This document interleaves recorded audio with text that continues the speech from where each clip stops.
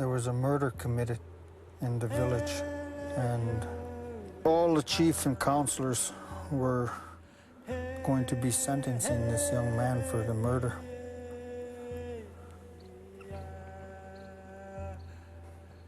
And he was worried, really worried. They really made this young guy sweat it out. And at the end, the verdict was that he would have to become the son of the people who lost their son to him. Because of that act of kindness and humanity, he ended up being a perfect son for those people. You see, so there's old stories like that about Native justice.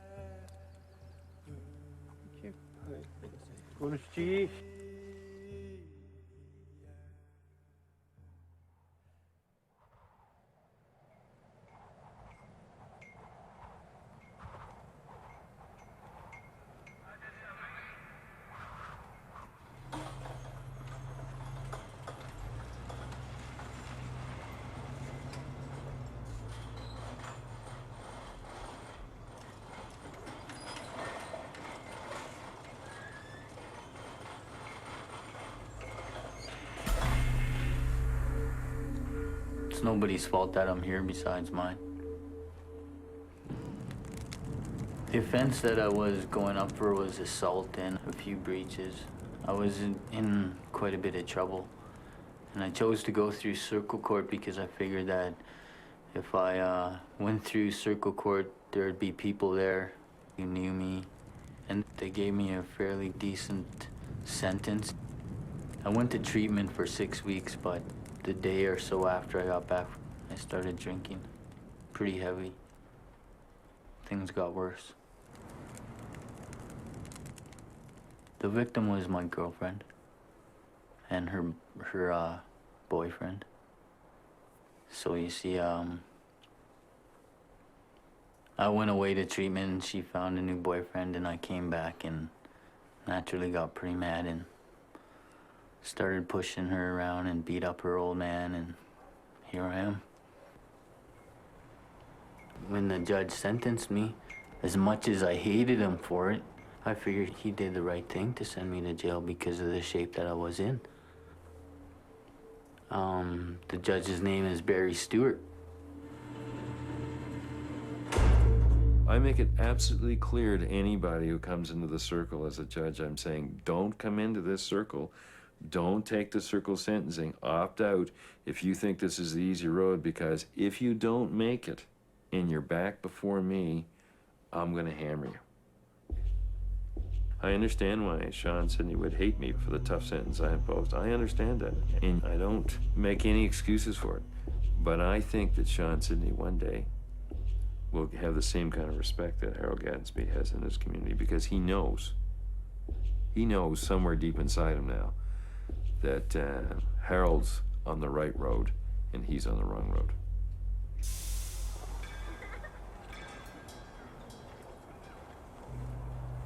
I guess it's been 24 years, about that, since I've been in jail, since I've been in trouble with the law. Hello. How you doing? Nice to see you. What the heck what are you doing here? Holy, you would like to hear so much that sweat you come back for some more, eh? When I was 15, I got 6 months in jail. I think it was when I was 18, I got a year, and And then there was different times, maybe 3 months or a month. But then when I got the year, that was the last time I was in there. When I got out of jail at 15 years old, I knew how to pick locks, how to start cars without their keys. I knew how to forge checks and write paper checks. I mean, that's the education that I got in jail. That's what I learned, eh? But the other thing that I learned, sadly, now is to fight. Well, no, there's a guy made a campfire before. I was invited to a ceremony, actually my brother and I, a sweat lodge ceremony that this fella Frank Lacoste was doing up here. And oh, it took me a long time. It was about a year before I actually decided to go. Guys, come on in here for a minute. When I finally did make it there, I said during the process of that ceremony, I said, I finally made it back home again. And I knew that that experience was the life that I had been looking for.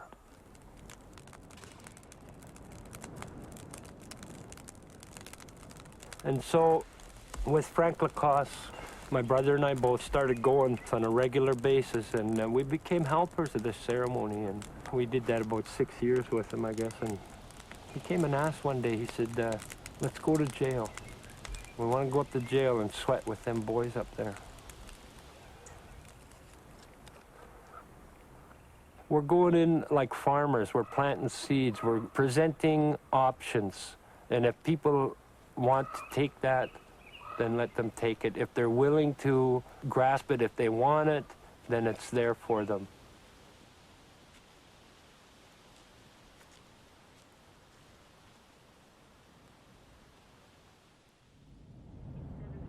And here's Pam Buckway with the CBC Yukon News.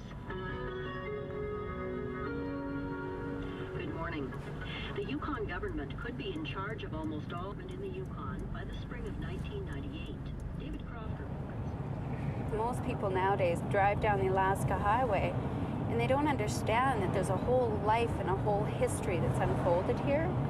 And a lot of it in the past 100 years has been tragic. I can share with you the experience of what it was like to lose somebody that I loved so dearly, and that was a beautiful, special human being. What I believe happened with my brother didn't have to happen. He was charged with impaired driving and spent 3 months in jail. And he got out of jail. He had some really good intentions, like most people do. And he headed downtown, and within that same day, he was drinking. And it was midnight that night that he was in a tragic accident. You know, lost his life the next day, so it wasn't even 24 hours that he was out of jail. And what I see now, what I didn't know then, I mean, I knew it in my heart, but I didn't know where to go with it, was he went through a lot of pain, a lot of suffering. He was never given the opportunities. He was never given a chance. And the justice system never seen the heart of this person, never seen what he meant to other people. Those are the ones that we seem to be burying all the time.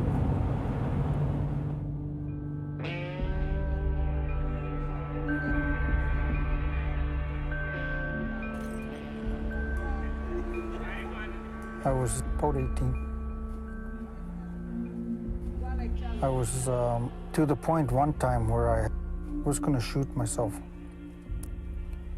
And I had the gun right up to basically up to my throat, and I was just going to pull the trigger, and this thought came to me, what's going to happen to your mother? And it stopped right there. But if I hadn't had that thought, I think I wouldn't be here today. You know, when you get to a certain point in your life where you really feel that there is nothing here really, and you don't care no more. I was at that stage then.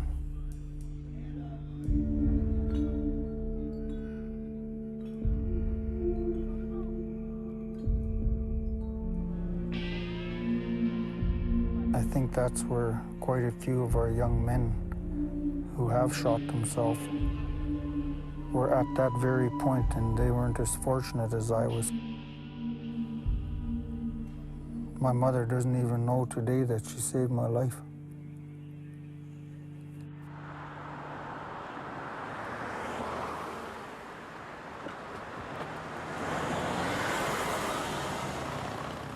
I don't know how many times I was in court for assault, but I don't think I ever did understand what they were asking me in there, ever. All the charges I got, I just found that you walk in, plead guilty, and that's the fastest way through it.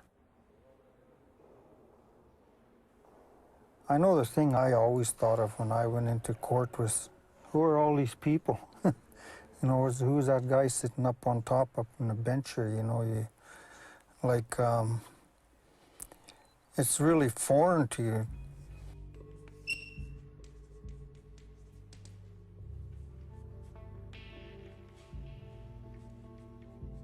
When you're young, a teenager in school, they taught us the heroes of society, you know, the fireman, the nurse, the doctor. And the RCMP, the police, were certainly one of them.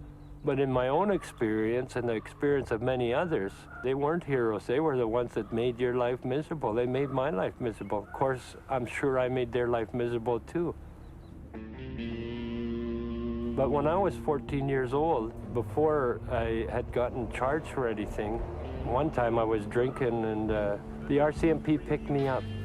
They took me into the Whitehorse RCMP detachment, and this one RCMP officer attacked me. I mean, I know I was just a punk kid, but this guy had me down on the floor and he was just hammering me. And man, he beat me black and blue. So when they took me home, it was late at night and I knocked on the door, and before my mom let me in, she looked out the window and she said, "Who's out there?" And I said, "It's Harold." She didn't recognize me. I was, you know, beat up.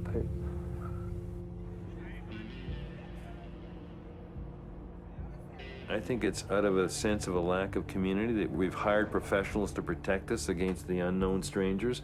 We've got to the point now that we don't want to deal with these kinds of things, and we think locking people up and putting them away will solve the problems. We have this naive notion that if we can sweep all the criminals out of our communities, we won't have any more crime, as if crime had only to do with criminals and not to do with community.